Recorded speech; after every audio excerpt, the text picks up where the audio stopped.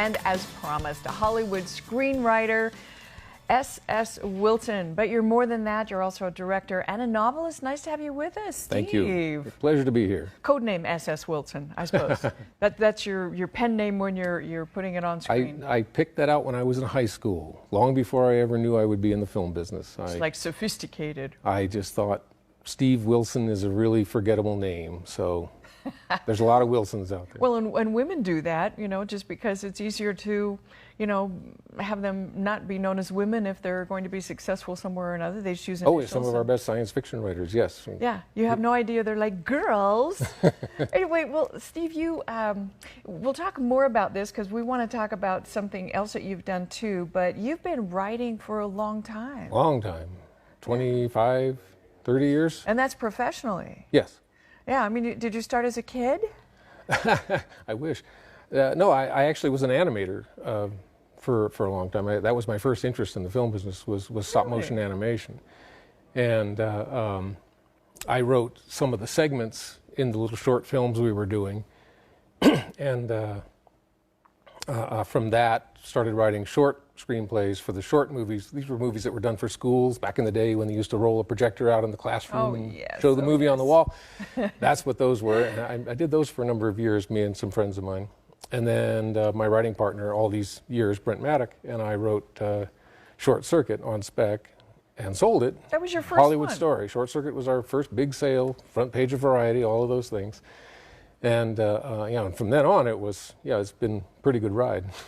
Well, I tell you, I loved it, and I've told you this. Short Circuit is one of my very favorites in the whole world. I mean, I watch it every now and then. It's one I own copy of, which I review movies, so I don't own a lot of movies because I don't, there's not a lot you want to watch over and over. But input. I mean, that was the cutest thing. Ali Sheedy, Rat Pack. I'm flattered. Yeah, well, truly, that's absolutely true. Is screenwriting difficult, or did you find that quite entertaining? Or? Well, I mean, my partner and I have a knack for it. So, no, in one sense. In another sense, every script is different. They always have their difficulties. And then one of the biggest difficulties is dealing with the rest of the system, Hollywood and the producers and the directors and everybody who has input on your screenplay. So to say. Which is part of what pushed me into writing novels, was the desire to have total control. As a screenwriter, you don't have total control. I hear from authors, famous authors who live here, other screenwriters who've said Hollywood bye-bye, not because they weren't talented or successful, it's difficult. So you have to be a collaborator. Yes. How'd you get the idea for Short Circuit? It came out of one of the short films that we did for schools. That one featured a puppet animation robot. I did the animation. My friend Ron Underwood, who directed Tremors years later, he directed it and set it up at this it was a 15-minute movie about a robot helping a girl do her school report. And it was hugely successful in that market. Every school and library in America bought this film. Everybody wanted a robot. And, yeah, everybody wants robots, yeah. And my partner and I, we had written a few other spec scripts and not sold them, couldn't get an agent, all of those things. And we said, well, let's do one about a robot since that was so successful. And the one germ of the idea that was different from other robot things that were out there was, if a robot were really alive, nobody would believe it. When you think of C-3PO and R2-D2 and all the other robots, well, they really are alive to begin with. And what makes them sentient? C-3PO is always scared, and R2-D2 has an attitude. And we thought, well, if he was really alive, no one would believe it. And that was the germ of the idea. Yeah. Oh, and I love it. I tell you, again, input was his thing because he wanted to learn. Because he really wanted to. Desperate to learn things. Yeah, check it out. Well, that was great, but it wasn't the only one that you did. Obviously, you've done many more. Tremors. We have this beautiful, scary-looking thing here. This is the 4-DVD, all of the Tremors movies, 4 DVD set, only available in Germany, this particular set. In Germany, it's called In Landen Rakettenwürmer, the land of the rocket worms. Rocket worms. Is that really like what this is about, rocket worms, Tremors here? Tremors is about big underground worms that are trying to eat Kevin Bacon. Yeah. And I probably saw it years ago. It didn't I'm not as much sci-fi monster oriented as, of course, some of them scared. This reminds me of Jaws, which is like, oh, well, the poster. Gods, We hated the poster when it came out. We thought, oh, that's so cheap. Ooh, But it did okay in the theaters, but Tremors came out exactly when video was starting back in the day. And it was okay in theaters, just about made its money back. Then it was a huge hit in video, and they began coming to us for more Tremors. So we've done 4 Tremors movies and a Tremors TV series over the years. Do you get, like, you run out of ideas, like, on scary Tremor kind of monsters? On the TV series, we were beginning to worry that we were just not going to... 9 years we later. were at the bottom of the barrel, yeah. But we only lasted 1 season, so the problem was solved. Right. Well, you've got some photos here. What else? Yes, scenes, back scenes. Well, here's Johnny Five. Everybody has to see Johnny Five. Oh, yeah. That's who everybody wants to see. That's from Short Circuit 2. Johnny Five. I tell you, he's so cute. I would just love this. I mean, you get so attached, this anthropomorphizing kind of thing we have where it's not hard for me to believe that a robot could be sentient and, you know, be your best friend. It's more and more easy to believe, yeah. I know, yeah, it's happening. Yeah. So I guess I do go in some sci-fi, right? And then Tremors, you got some. These are Tremors. That's just proof that I was next to Kevin Bacon one day.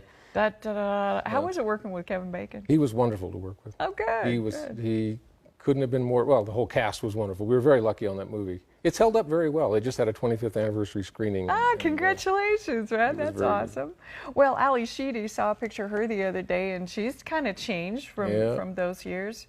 Wow, look at you, Steve. What's with the gun thing? Is this how you kill the worms? There's a very popular character in Tremors. He's a survivalist, played by Michael Gross, fresh off of Family Ties. And he has a whole room full of guns. And yes, he successfully kills one of the monsters in a very popular scene. And Tremors 4, my gosh, they're getting better and better weapons on this thing, you know. Obviously, the worms keep coming back if you're on your The worms keep coming and the guns keep getting bigger. That's how Tremors work. Well, and you had others too. My gosh, Wild Wild West, one of my favorites, the newer version with Will Smith and Kevin Kline, whom I adore. I always say if he came to town, I'd just marry him, you know. So he has to watch out for that. And I think, Selma Hayek was in that too. Selma Hayek? Yeah. Adorable, very, very funny. Thank you. So I love that one. Land Before Time, another kind of a sci-fi. Land Before Time, we didn't actually get credit on, but we had a fair amount of input in it. We spent about a year working with Steven Spielberg in his production company that was called Amblin at the time. And I always put it on my resume because Steven asked us to come in and rework the story, but it was an animated thing. And he said, I can't give you credit. I've already promised credit to the guys. He said, but I really like you to... He liked what we were doing on the other pictures we were working on there. So we always put that on there because it was such a monster hit. Well, and also I watched last night Heart and Souls. Thank you. Heart, yes. singular, souls, plural. Robert Downey Jr., this was like 20 years ago, is a baby. Yes. I mean, it's amazing what 20 years can do. Yes. It's like, oh my gosh, but he's still absolutely amazing. He is, and he was amazing to work with. This was fresh off of Chaplin. We were just delighted to get him. And you know, sadly, for reasons nobody understands, the movie did not do well. Because it's a perfectly fine movie. I enjoyed it to death. In fact, another one of my favorite, more recent movies is Ghost Town with Ricky Gervais. Oh, yes. And when we saw it, my husband and I watched this last night and said, you know what, I bet they got their idea for Ghost Town from Heart and Souls. Maybe. Similar idea where these spirits, these ghosts, these people who were killed suddenly and unhappily want to finish something on Earth. Same kind of I don't think premise. It originated with our movie either. I think that idea has been around for a while. Oh, yeah. I don't think we can lay claim to it. It's something we humans kind of want to do.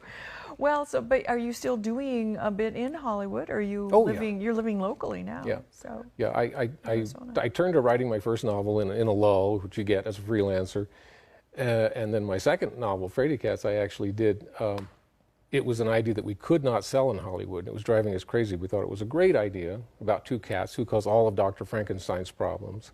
Fraidy Cats. And Tucker's Monster was first. Tucker's Monster I started when I was a teenager, actually. Really? Then 30, 40 years later, I decided to finish it. And this is a young adult or children's? What is this? It's sort of a young adult, I guess. Okay. That's what they tell me. I don't set out to write for an audience. I guess you write for yourself. I like to say it's for 12-year-old boys of any age, but. Oh, we won't even go there. Okay, so Fraidy Cats. Yeah, you got the idea for this in Fraidy an Cats interesting way? was a pitch. A pitch is when you try to sell an idea to the studios, this was something my partner and I took around for a couple of years, and we just thought it was a great idea. It's just it's the Frankenstein story, but there's two cats who are in the background that he never sees that cause everything to happen. They cause the monster to get the wrong brain. They cause Igor to turn into Bela Lugosi. You're going to give cats a bad name. Well, they're pretty friendly. They're pretty funny cats. Okay. I like to think. And a studio executive told us, I love this idea, and I can't touch it because it's not based on anything. And this is the new Hollywood. It's all remakes and sequels. This was for us, it was the beginning of, oh, wow, it's going to be hard to sell. Nothing fresh. Nothing fresh. He said, I can't touch it. It's not based on it. I had that suspicion for a while, but, you know. Yeah. So, but he said it to our face. He said, gee, if this was only a book or a comic book, I'd buy it like that. We're like, oh, boy. God. So jokingly to my partner, I said, well, I'll write it as a book. And he said, go ahead.